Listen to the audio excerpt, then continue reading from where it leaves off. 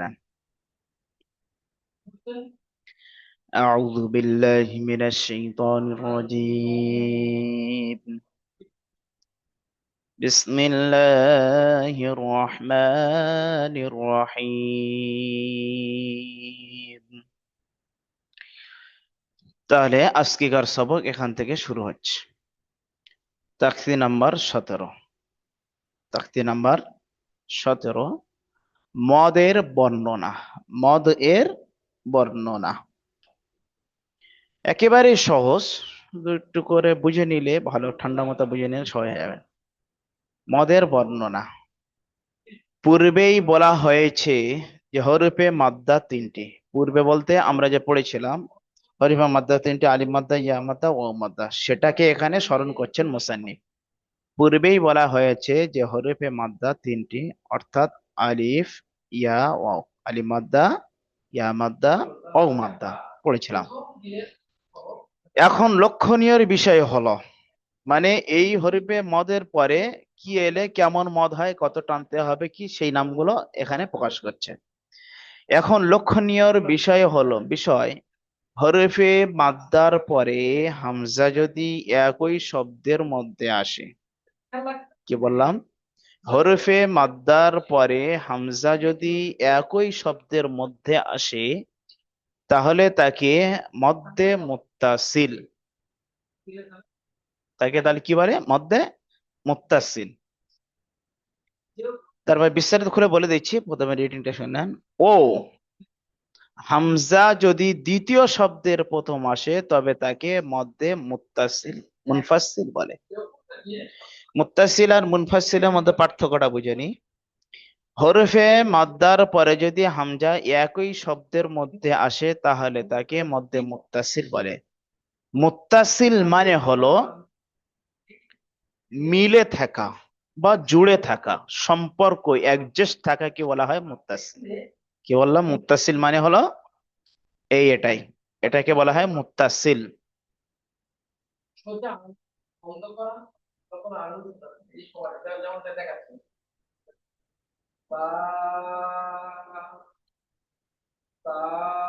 এটাকে বলে মুত্তাসিল আর এটাকে বলে মুনফাসিল।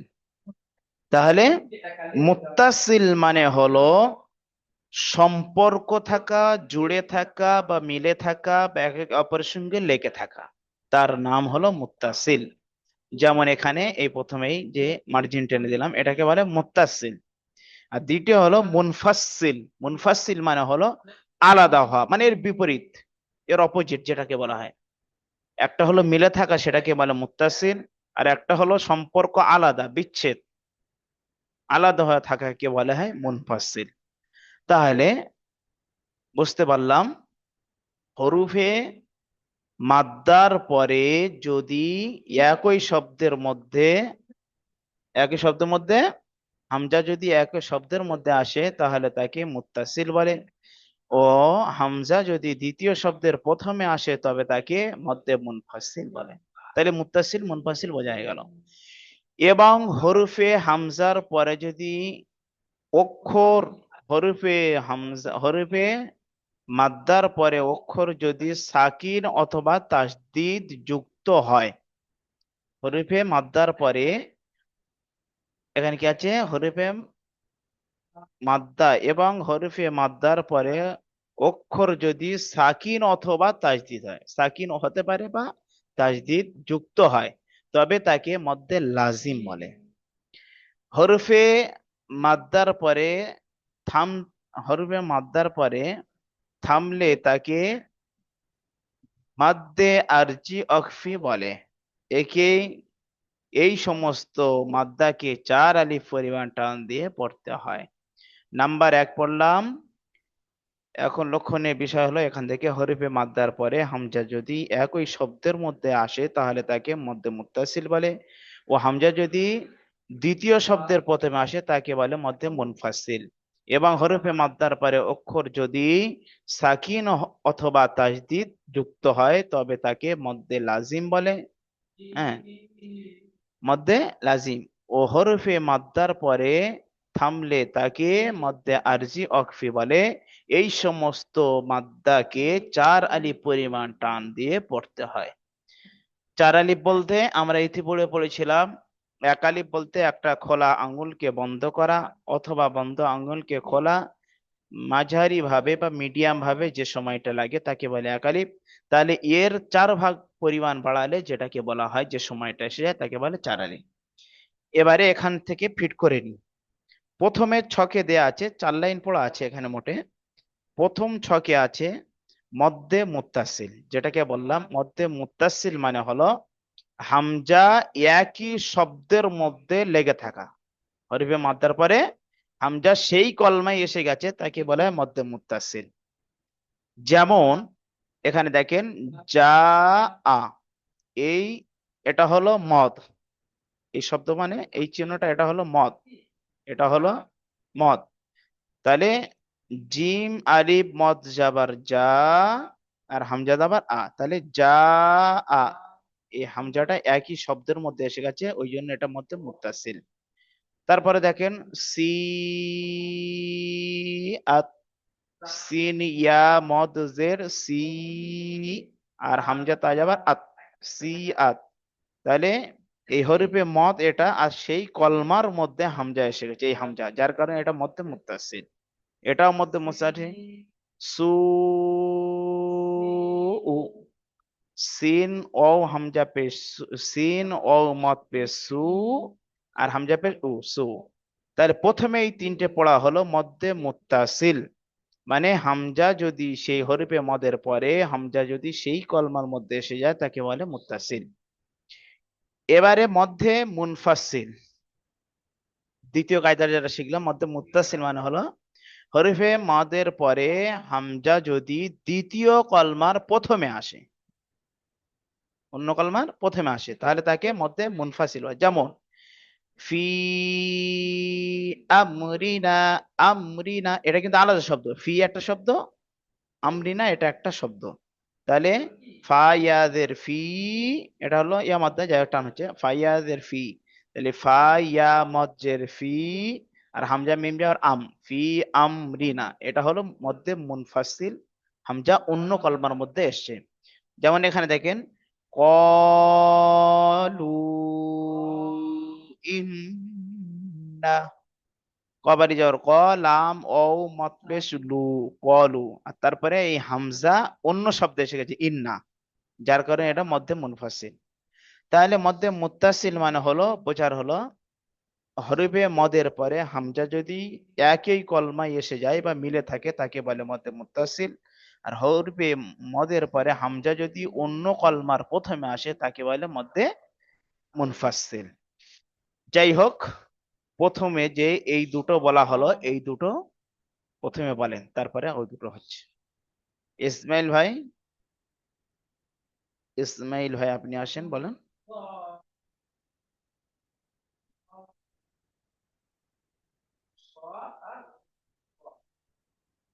কি হলো, ইসমাইল আবার বেরিয়ে গেছে নাকি? জুয়েল ভাই আপনি বলেন, মধ্যে মুত্তাসিল ও মধ্যে মুনফাসিলের পার্থক্যটা বুঝে কেমন এসে সেটাই বলেন, তারপরে আগে বাড়বো। মাদ্দে মাদ্দে মুনফাসিল হলো হামজা মানে হরফে মাদ্দার পরে হামজা যদি একই শব্দে আসে তাহলে মাদ্দে মাশাআল্লাহ মুত্তাসিল বলে। মাশাআল্লাহ। মুত্তাসিল। আর মাদ্দে মুনফাসিল বলে হরফে মাদ্দার পরে হামজা যদি দ্বিতীয় শব্দে আসে তাহলে মাদ্দে মুনফাসিল বলে। মধ্যে মুনফাসিল, তাহলে হরফে মদের পরে যদি হামজা একই শব্দের মধ্যে এসে যায় তাকে বলে মুত্তাসিল, আর হরফে মদের পরে হামজা যদি অন্য শব্দের প্রথমে আসে তাকে বলে মধ্যে মুনফাসিল। মুত্তাসিল মানে মিলে থাকা, জুড়ে থাকা, সম্পর্ক থাকা, অ্যাডজাস্ট থাকা, লেগে থাকা, তার বলে মুত্তাসিল। আর মুনফাসিল মানে আলাদা হওয়া, জুদা হওয়া, পৃথক হওয়া, এদেরকে বলে মুনফাসিল। মাশাআল্লাহ, খুব সুন্দর। ইসমাইল ভাই আপনি বেরিয়ে গেলেন, বলেন ইসমাইল ভাই মুত্তাসিল ও মুনফাসিলের পার্থক্য কেমন বুঝে আসছে বলেন। মধ্যে মুত্তাসিল ও মধ্যে মুনফাসিল, আব্দুস সামাদ ভাই বলেন। ইসমাইল ভাই লাইন নেই।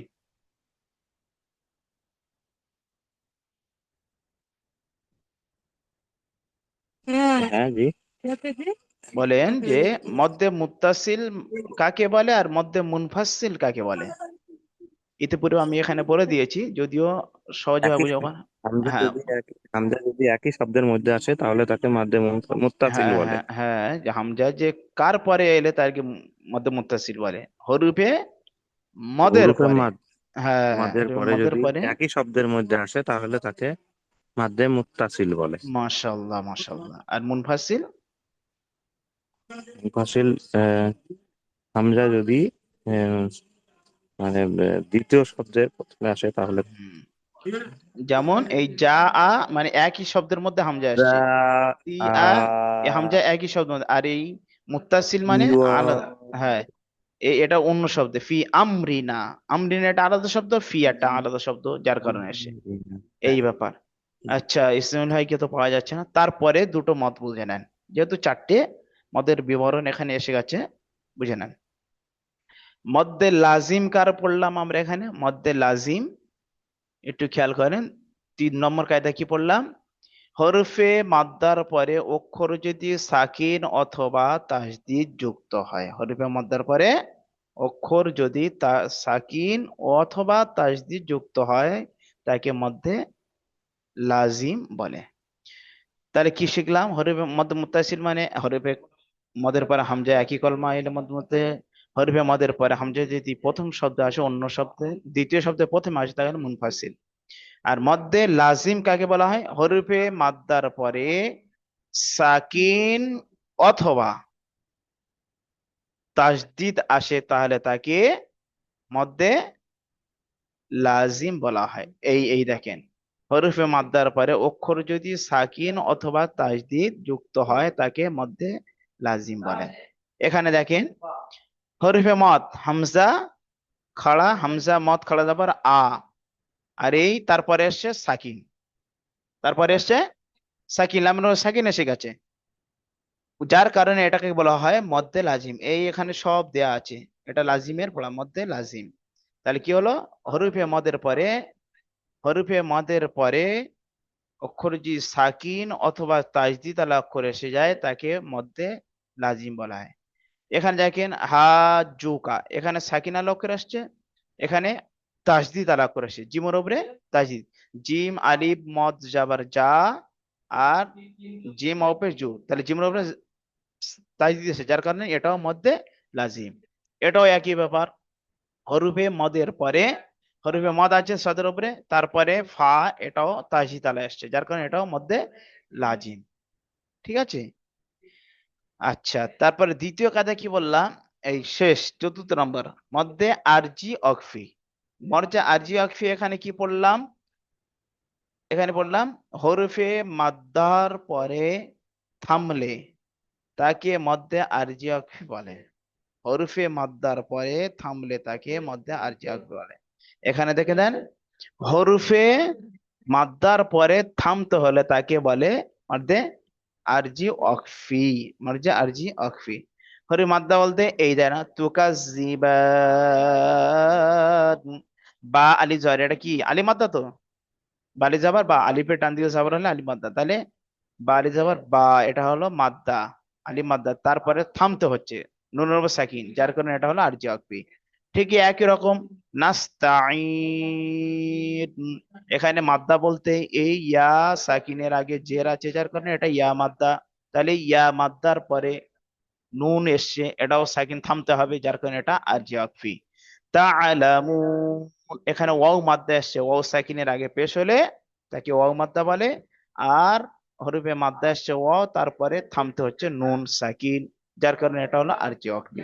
তাহলে এই দুটো কি হলো? তৃতীয় চতুর্থ, হরফে মাদ্দার পরে অক্ষর যদি সাকিন অথবা তাজদিদ আলা আসে, তাকে বলে মদ্দে লাজিম। আর হরফে মাদ্দার পরে যদি থামতে হয়, তাকে বলে মদ্দে আরজি ওয়াকফি। ঠিক আছে, বলেন জুয়েল ভাই, বলেন কেমন বুঝে আসছে? মদ্দে লাজিম ও মদ্দে আরজি ওয়াকফি পার্থক্যটা বলেন।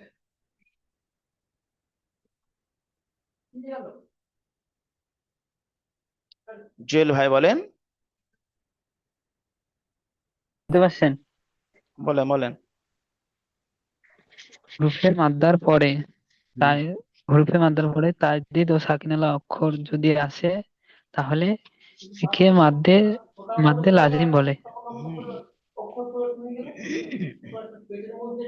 আর মধ্যে আরজি অক্ফি আর কাকে বলে?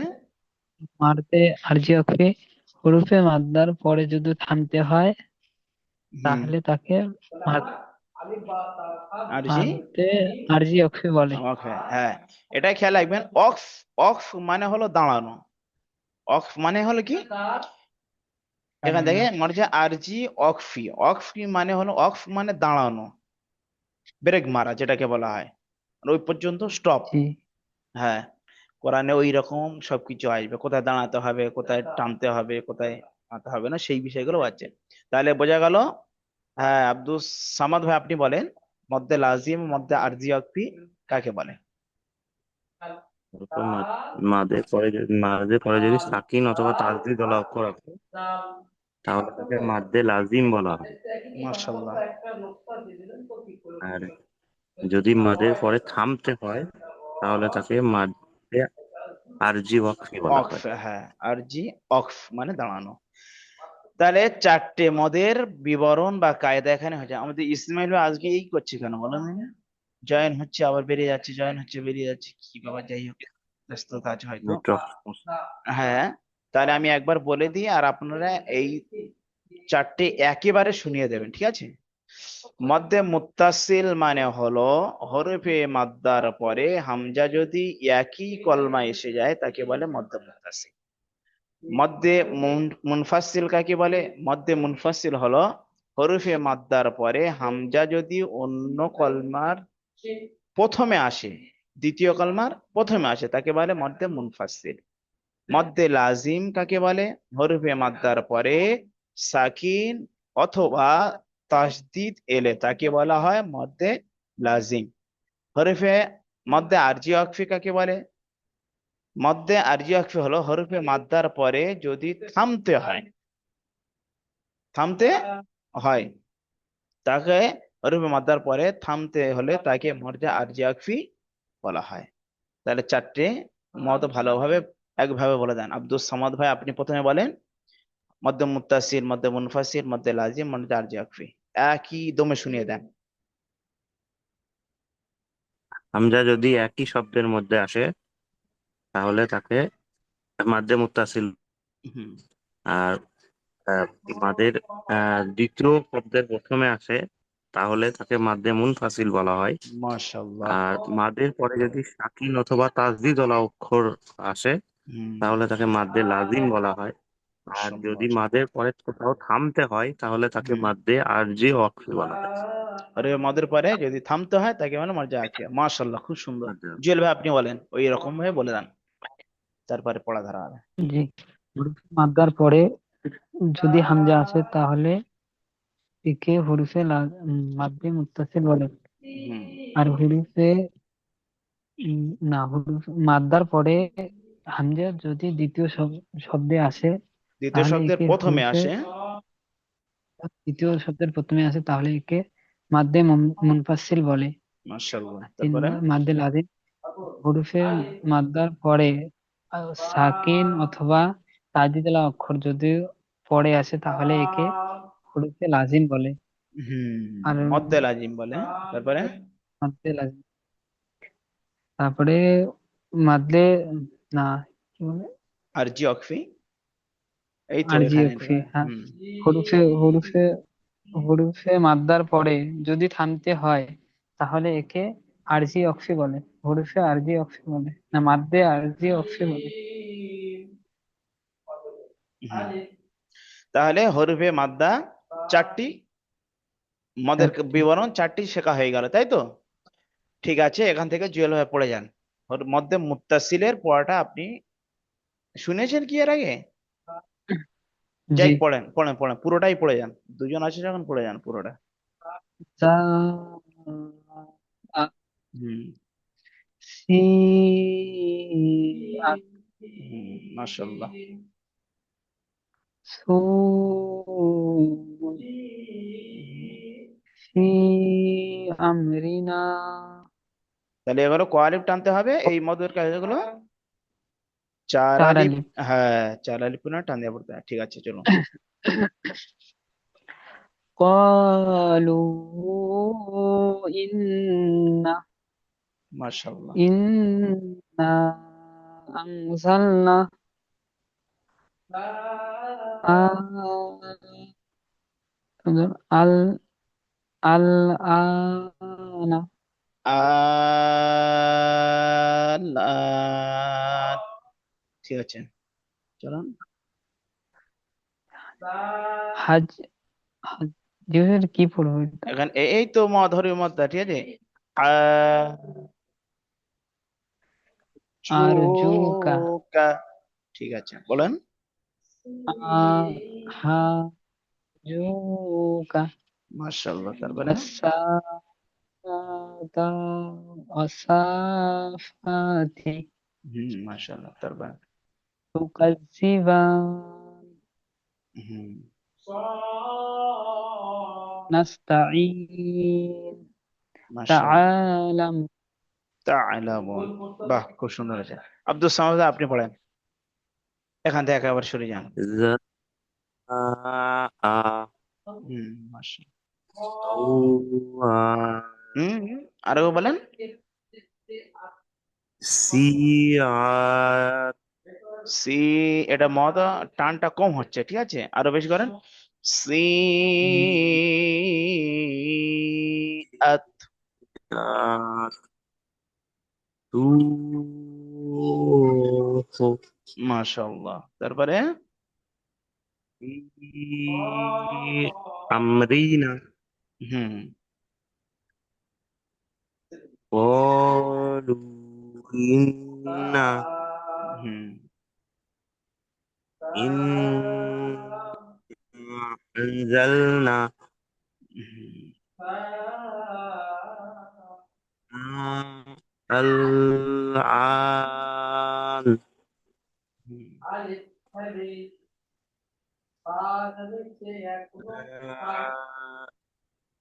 কি শোনা যাচ্ছে না? হাজু হাজু হাজুকা হুম আহ, ওয়াতিফাতি আহ, আহ। والصافات। হ্যাঁ والصافات হুম তারপরে تكذبان মাশাআল্লাহ। নাস নাস نستعين হ্যাঁ মাশাআল্লাহ। نستعين খুব সুন্দর।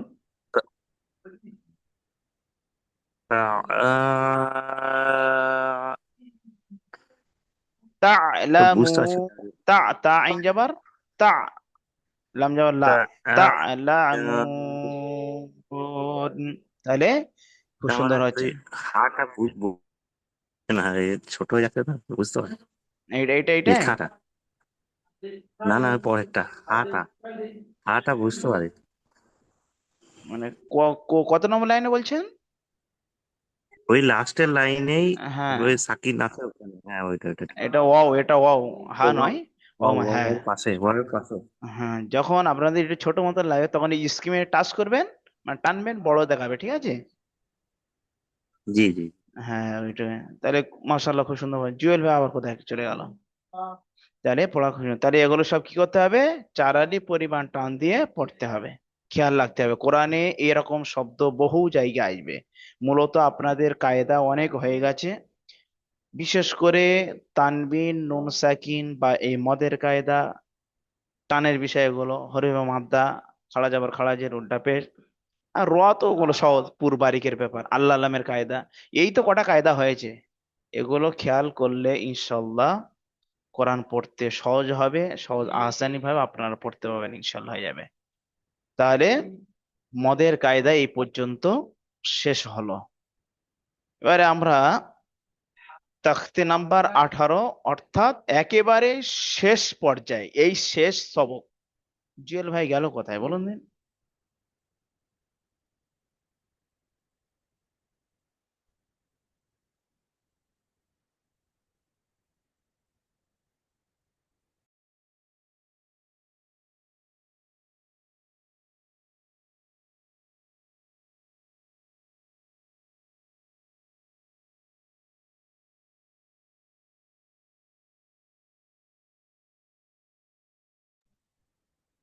জুয়েল ভাই, নেটওয়ার্কের সমস্যা আছে জি নাকি? হুজুর, জি জি জি, নেটওয়ার্কের সমস্যা ছিল। তা আমাদের মানে ইয়েস, আমার ইসমাইল মানে ভাই অন্য একজন কল করছিল তো, ও অন্য আরেকটা আচ্ছা আচ্ছা। সিমে, ওর জন্য আর কি এই সিমে নেটওয়ার্ক আজকেকার উড়ে চলে গেছে। আজকের দিনে কি বলবো বলতে, ইসমাইল ভাই শুরু থেকে কায়দাগুলো ভালোভাবে ছিল আপনাদের সঙ্গে, আজকের আবার ঢুকছে বেরিয়ে যাচ্ছে, এখন মোটে নেই। শেষ সবক সেদিনে নেই, যার শেষ ভালো তার সব ভালো, এরকম একটা কথা বলে, তাই না? জি জি, যাই হোক, লেকিন তাহলে কিছু করার নাই। মাদ্দার কায়দা হ্যাঁ ও ছাড়া আছে, আবার ফের আমরা তো রিপিট করাবো, এগুলো রিপিট হয়ে গিয়ে তাও জি তো জি জি কোরআনটা ধরাবো, তখন আবার ফেরস্টা হয়ে, যাই হোক। তাহলে মূলত বিষয় হলো কায়দা যেগুলো শেখা হলো এগুলো খেয়াল রাখা। মানে কায়দা বলতে হরফে মাদ্দা তিনটি, তারপরে এই মদের কায়দা চারটি, তারপরে হলো তানমিন নুন সাকিনের কায়দা, আল্লাহ লামের কায়দা, এইগুলো বিশেষ করে খেয়াল রাখা জরুরি। অন্য কায়দা মনে থাকুক বা না থাকুক, এগুলো কায়দা মনে থাকা এবং তার সাথে ফিট করা করলে কোরআন সুম্মা ইনশাল্লাহ সহি শুদ্ধভাবে পড়তে পারবেন। খুব মাশাল্লাহ, ঠিক আছে।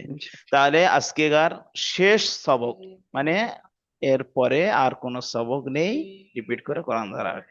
তা শুরু করছি নাকি? হোক। জি জি, ইনশাল্লাহ। হুম। জি ইনশাল্লাহ। তাখতি নাম্বার 18। এতদিনে তো আপনারা বিভিন্ন রকম কায়দা পড়েছেন, ছোট ছোট জুমলাগুলো পড়েছেন। আজকের কোরআনের আয়াত হিসেবে পড়ানো হবে, আয়াতের বিবরণ এখানে দিয়ে দিচ্ছে। তাখতি নাম্বার 18, আয়াত করা বা বিরতির নিয়মাবলী, ওয়াকফ বা থামা, এখানে দিয়েছে। এর আগে বলেছিলাম যে ওয়াকফ মানে কি, দাঁড়ানো বা থামা, ব্রেক মারা যেটাকে বলা হয়, ঠিক আছে, সেটা এখানে বোঝাচ্ছে। এই বিষয়ে কিছু প্রয়োজনীয় কথা ভালো করে খেয়াল রাখেন। এমন চিহ্ন, অর্থাৎ আঙ্গুলের মাথায় দেখেন একটা গোল চিহ্ন আছে, ঠিক আছে, আঙ্গুলের মাথায়। যেহেতু দুজন আছে, আপনাদের মিউট গুলো অন করে দেন, একটু সাড়া দিলে আমাকে বলতে সুবিধা হয়। হুম। জি এটা জি বুঝতে পারছেন যে এমন, এমন বলে আঙ্গুল দেওয়া আছে, তারপরে এই গোল চিহ্ন একটা দেয়া আছে, দেখেন। জি। কি সবার নেটের প্রবলেম আছে? আমাদের আব্দুল সামাদ ভাইও বেরিয়ে চলে গেছে,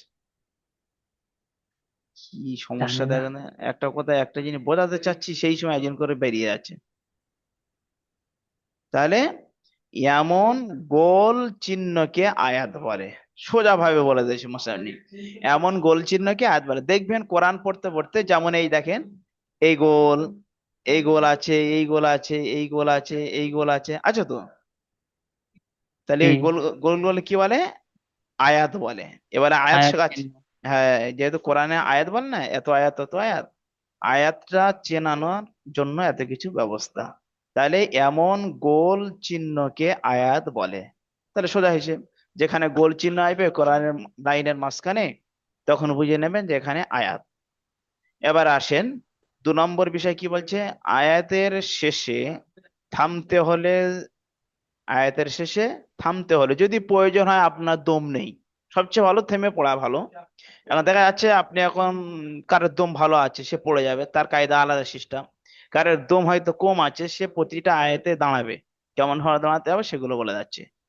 আয়াতের শেষে থামতে হলে, তাহলে আয়াতে যদিও এইরকম আয়াত এসে যায়, যদি থামার প্রয়োজন হয় কি হবে? জাবার, জের, পেশ, দুজের, তুপেশকে বাদ দিয়ে সাকিন করে পড়তে হয়। ইতিপূর্বে আমি একবার বলেছিলাম যে কোরআনের শেষের আয়াতগুলি যখন আমি থামবো বা দাঁড়াবো, তখন শেষের অক্ষরটা সাকিন করে, পড়তে হবে। হ্যাঁ সাকিন করে পড়তে হবে বা থামতে হবে। যেমন ইতিপূর্বে এগোনো এগোনো কিন্তু এই এই শেষে দেখেন, মধ্যে আরজি ওয়াকফি কিন্তু প্রতিটা নুন সাকিন আছে, মানে এখানে বান তুকাজিবান নাস্তাইন তা'লামুন, মানে সাকিন হচ্ছে। কিন্তু এখানে তি, থামতে হবে। জি কা এগুলো পড়েছি, কারণ এগুলো শেখার জন্য আমরা পড়ে গেছি, কিন্তু আজ থেকে আমরা যখন আয়াত পড়বো, তখন এগুলো আমাদের খেয়াল রাখার প্রয়োজন। তাহলে আয়াতের শেষে থামতে হলে, প্রয়োজন হলে কি করতে হবে? জের, পেশ, দুজের, দুপেশ কে বাদ দিয়ে সাকিন করে পড়তে হয়। তাহলে জাবার, জের, পেশ, দুজের ও দুপেশ জাবার জের পেশ মানে হারাকাতের তিনটে চিহ্ন, জাবার জের পেশ তো এটা পুরো আসে যাবে। জি আর তানবিনের মধ্যে দু জের ও দু পেশ, মানে দু জাবারটা কিন্তু ইতে নেই, খেয়াল রাখবেন ভালো করে। তাহলে জাবার জের পেশ দুজের ও দুপেশকে বাদ দিয়ে সাকিন করে পড়তে হয়। তাহলে যেখানে আয়াতের শেষে জাবার জের পেশ এসে যাবে অথবা দুজের বা দুপেশ এসে যাবে, সেখানকার কি করতে হবে, সেই সেই অক্ষরটা সাকিন করে থামতে হবে। ঠিক আছে, তারপরে বলছে জি দুজাবাত। এবার দুজাবাত থাকলে কেমন পড়তে হবে, এখানে আছে দেখেন, দু জাবারের উপরে থামতে হলে এক জাবার, এখানে কি আছে, এক জাবার গণনা করে এক আলিফ পরিমাণ টান সহ পড়তে হয়। যেমন আহদা, আহদা, এটা আগে ছিল আহাদান থেকে আহদা, আচ্ছা মানে আলিফ মাদ্দা করে দিয়েছে, বুঝতে পারছেন, দু জাবার ছিল, জি সেটা এখানে আহাদা বলে ছাড়ছে। তাহলে বুঝে নিতে হবে, দু জাবা মানে আয়াতের শেষে থামতে হলে জাবার জের পেশ অথবা দুজের দু পেশ, এই কটা অক্ষর যদি এসে যায় তাহলে ছাড়ার সময় সাকিন করে ছাড়তে হবে। আর যদি শুধু দু জাবার এসে যায় থামার সময়, সেটাকে একালি পরিমাণ টান দিয়ে ছাড়তে হবে দু জাবার এসে গেলে। ওরা আসে নিচে বুঝিয়ে দেবো। তারপরে দেখেন গোল তা, তা তো দু রকম পড়েছিলাম আমরা, একটা লম্বা তা আর একটা গোলতা। একটু বলতে হ্যাঁ এটা গোলতা। তাহলে লম্বা তাটা এসে গেলে সাকিন হবে, কিন্তু গোলতার বিষয়টা আলাদা। গোলতা এর উপরে থামলে সেটা হা সাকিনের মতো পড়তে হয়। যেমন জারিয়াতুন, জারিয়াতুন এটাই ছিল জারিয়াতুন, কিন্তু জারিয়াতুন থেকে জারিয়া, জারিয়া, জিমালি যাবার যা, রজেরি ইয়া হাদাবার ইয়াহ, যা ইয়া ইয়াহ। তাহলে ইয়া গোল তা যদি থাকে আয়াতের শেষে বা যেখানে ছাড়বো আমি, যদি সেখানে গোল তা এসে যায় তাহলে সেটাকে হা করে ছাড়তে হবে, মানে তাটা গোল তাটা হা পরিণত হয়ে যায়, পরিবর্তন হয়ে যায়। ঠিক আছে, এটাকে বুঝতে হবে।